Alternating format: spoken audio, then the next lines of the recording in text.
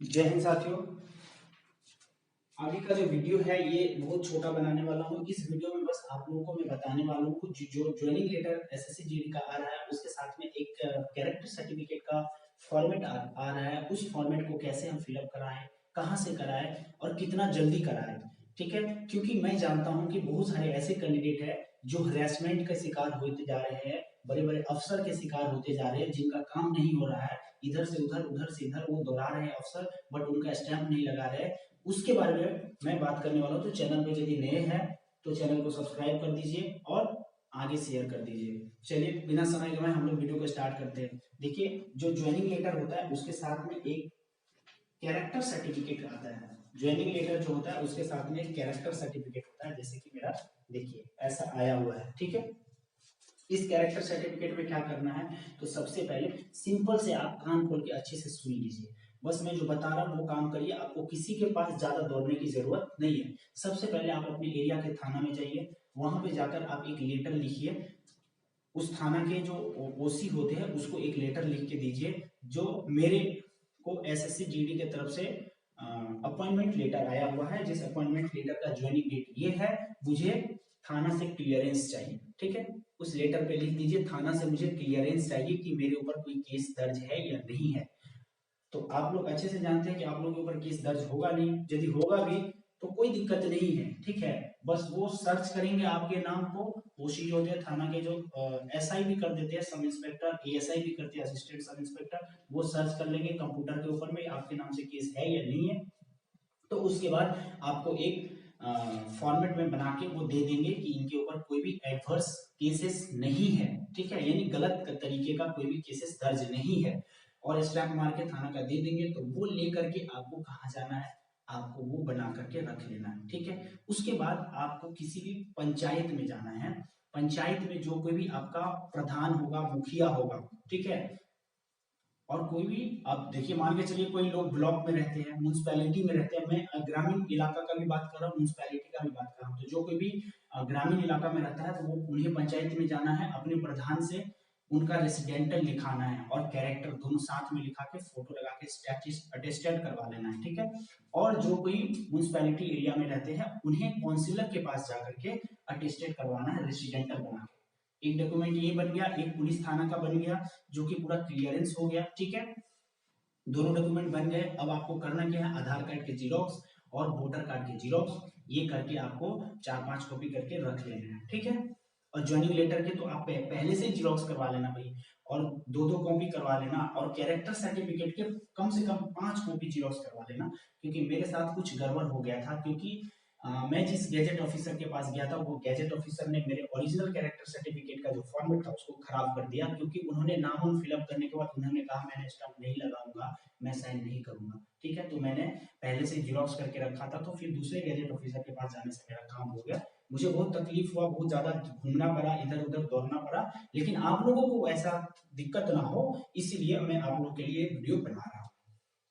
ये हो गया। उसके बाद आपको जाना है किसी भी गैजेट ऑफिसर के पास, चाहे वो गैजेट ऑफिसर किसी भी डिपार्टमेंट में क्यों ना हो, उसका स्टैंप होना चाहिए, उस डिपार्टमेंट में उसका स्टैंप होना चाहिए। ठीक है, और वो गैजेट होना चाहिए। ठीक है, जैसे कि मैं एग्जांपल दे देता हूँ, आपके एरिया में यदि कोई भी हाई स्कूल है, एचएस हायर सेकेंडरी उच्च माध्यमिक विद्यालय, ठीक है, अच्छे से सुनो, उच्च माध्यमिक विद्यालय सरकारी है, उसके प्रिंसिपल के पास जाके आप यहाँ पे साइन मुहर लगवा सकते हो। क्योंकि जब तक कोई भी गैजेट ऑफिसर, पहला साइन गैजेट ऑफिसर का ही होगा, क्योंकि जब तक कोई गैजेट ऑफिसर यहाँ पे साइन नहीं करेगा तो आपका डॉक्यूमेंट नहीं बनेगा। क्योंकि यदि गैजेट ऑफिसर साइन नहीं करेगा तो जो सब डिविजनल मजिस्ट्रेट होता है या डिस्ट्रिक्ट मजिस्ट्रेट होता है या उसका सुपीरियर ऑफिसर होता है, आपका डॉक्यूमेंट वेरीफाई नहीं करेगा और वो यहाँ पे मुहर नहीं लगाएगा। ठीक है, तो आप वहां पे जा सकते हो, किसी कॉलेज में प्रिंसिपल के पास जा सकते हो जो गवर्नमेंट कॉलेज हो। ठीक है, कॉलेज किसी में भी जा सकते हो, गवर्नमेंट कॉलेज हो बस। और बात रही यहाँ पे, उसका आपका नाम रहेगा, पिताजी का नाम रहेगा, और यहाँ पे वो आपको कितने सालों से जान रहे हैं। तो 1 साल का मत लिखाइएगा, या तो 3 साल लिखाइएगा या तो 5 साल लिखाइएगा। ठीक है, वो लिख देंगे आप। ठीक है, यदि इधर उधर कुछ ले भी तो दे दीजिएगा, जानते ही आप लोग कैसे काम निपटाना है अपने को। तो ये काम आपको करना है। या वहां भी यदि नहीं होता है, कॉलेज में भी नहीं होता है, स्कूल में भी नहीं होता, तो आपको किसी भी मेडिकल ऑफिसर के पास जाना है जो एमओ है। मेडिकल ऑफिसर जिनका स्टैम्प होता है, ठीक है, MO मेडिकल ऑफिसर, उनके पास जाकर लिखवा लीजिए, ठीक है। उनके पास यदि नहीं लिखवा पाते हैं तो कोई भी सिविल सर्विस के जो एग्जाम क्वालिफाई किए हुए उनके पास भी स्टैम्प होता है, तो उनके पास भी जाके आप लिखवा सकते हैं, आराम से आपको लिख देंगे। लेकिन जिनके पास भी आप लिखवाने के लिए जाओगे वो आपसे क्लियरेंस सर्टिफिकेट मांगेंगे, क्योंकि उनको भी रिस्क है, उनको भी रिस्क है। क्यों रिस्क है? क्योंकि आप किस जॉब में जा रहे हो, आपके ऊपर कोई केस दर्ज है कि नहीं है, वो भी आपको हटाट करके साइन नहीं कर देंगे, जल्दबाजी में साइन नहीं करेंगे, सारे डॉक्यूमेंट्स देखेंगे। इसलिए पहले पुलिस वेरिफिकेशन का कागज बनवा लो। बहुत सारे ऐसे यूट्यूब पे चैनल है जो गलत तरीके से बात करते हैं, गलत तरीके से विद्यार्थी को गाइड कर रहे हैं, जिसकी वजह से उनका कैरेक्टर नहीं बन रहा है। उन्होंने कहा कि पुलिस वेरिफिकेशन नहीं करवाना है, सर्टिफिकेट नहीं बनवाना, आपको पुलिस क्लियरेंस सर्टिफिकेट बनवाना ही पड़ेगा, अदरवाइज आपका काम नहीं होगा, ठीक है। क्योंकि आप जिस भी गैजेट ऑफिसर के पास जाओगे, यदि गैजेट ऑफिसर जरा सा भी अच्छा होगा, तो रूल्स रेगुलेशन को फॉलो करेगा, तो आपका पुलिस वेरिफिकेशन सर्टिफिकेट देखेगा, ठीक है। आप कोई भी डॉक्टर से करवा सकते हो, चाहे वो एनिमल का ही डॉक्टर क्यों ना हो, चाहे वो एनिमल का ही डॉक्टर क्यों ना हो, ठीक है।